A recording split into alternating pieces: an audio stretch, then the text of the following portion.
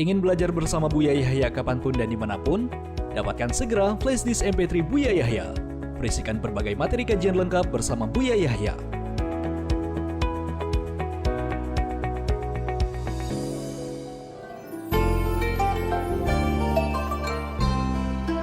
Assalamualaikum warahmatullahi wabarakatuh. Selamat.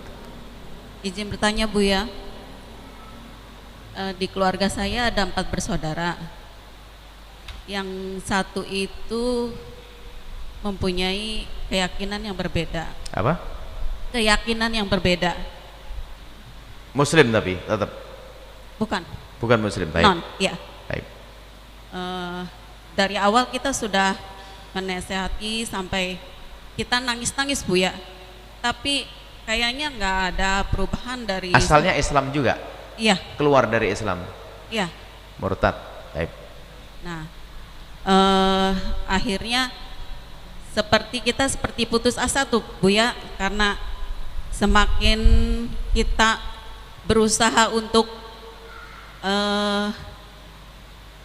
kembalikan dia ke jalan yang seperti kita, tapi kayaknya nggak, semakin gimana ya, semakin jauh.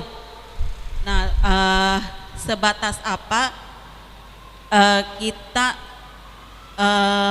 sejauh apa kita saudara saya, soalnya kadang-kadang di hari Minggu adik saya itu ingin meminjam mobil untuk pergi ke tempat ibadahnya. Bagaimana hukumnya Buya? Terima kasih. Assalamualaikum warahmatullahi wabarakatuh. Waalaikumsalam warahmatullahi wabarakatuh. Kalau kita ketemu tetangga kita yang asli Nasrani, bukan murtad, asli Nasrani, maka atau Anda yang mu'allaf, ayah masih Nasrani, saudara masih Nasrani asli, maka ketahuilah Islam mengajarkan Anda untuk tetap baik-baik kepada mereka. Satu-satu dulu. Makanya ada orang masuk Islam, saya bilang masuk Islam itu berat loh ya. Kamu sudah siap? Berat gimana? Kalau kamu masuk Islam, maka kamu harus lebih baik dengan saudaramu yang masih Nasrani melebihi daripada saat kamu belum masuk Islam. Setelah masuk Islam, kamu harus jauh lebih bagus. Siap enggak? Nah, itu beratnya. Islam mengajarkan begitu karena saudaranya asli Nasrani. Tapi kalau murtad itu berkhianat dia kepada agamanya. Maka di dalam pembahasan fikih, ini fikih dulu. Di dalam bahasan fikih, orang murtad itu adalah nggak terhormat darahnya. Kalau ada mahkamah Islam, karena apa? Dia berkhianat, dia bahaya orang begitu itu. Maka dipenggal lehernya. Itu dalam bahasa fikih. Cuman untuk sampai kepada memenggal harus ada martabat, ada akhlak, ada tarbiyah dan sebagainya. Ujung-ujungnya seperti itu. Cuman dalam masa-masa, apalagi kalau tidak ada negara Islam, hukum Islam tidak ditegakkan, maka ya enggak dong, enggak bisa dong, enggak boleh orang per orang memenggal lehernya, karena itu namanya hukum imamah. Yang boleh melakukan itu hanya imam atau yang mewakilinya. Lalu bagaimana kita berurusan dengan orang murtad?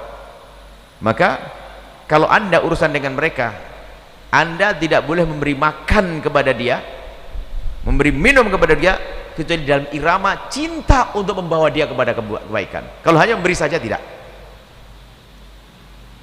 Tapi kalau Anda memberi dia dengan harapan agar nanti tersentuh hatinya lalu mendengar suara Anda, berarti Anda termasuk dalam irama berdakwah untuk membawa dia. Anda meminjami mobil tapi dengan berharap bahwasanya semoga dengan itu dia semakin bisa mendengar dan sebagainya. Jadi Anda ada misi dakwah, maka saat itu Anda diperkenankan. Tapi kalau Anda tidak peduli urusan itu, maka Anda haram, nggak boleh.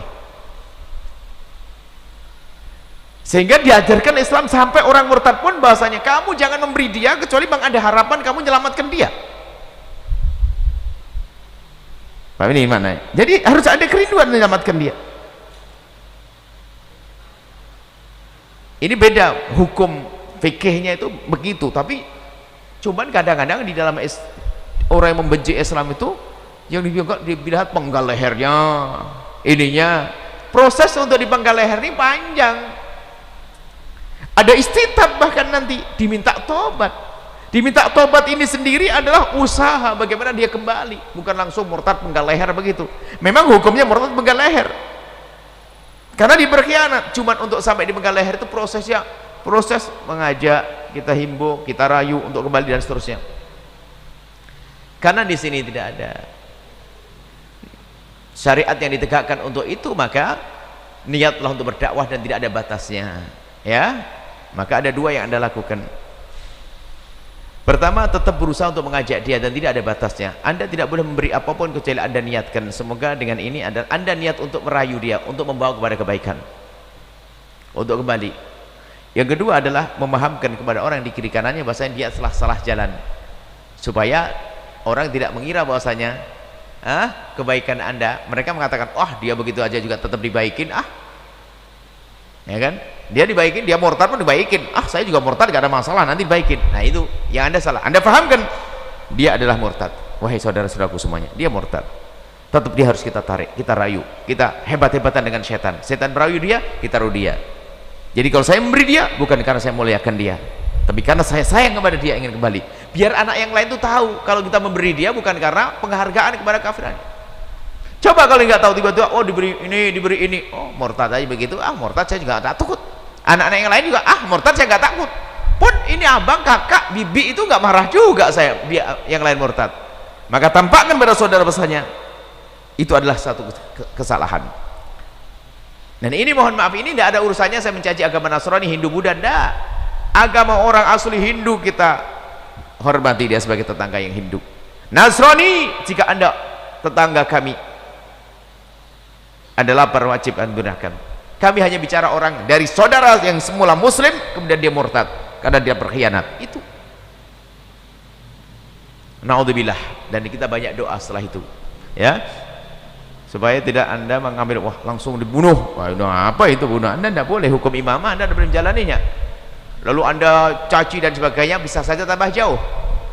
Harus upaya dulu, upaya merayu istitabnya tadi, bagaimana dia bisa tobat, bisa kembali kepada jalan yang benar, tentunya dengan bermacam cara, kelebihan Anda, kepandaian Anda, dan kecerdasan Anda, dan juga kelembutan Anda. InsyaAllah akan membawa mereka pada kebaikan.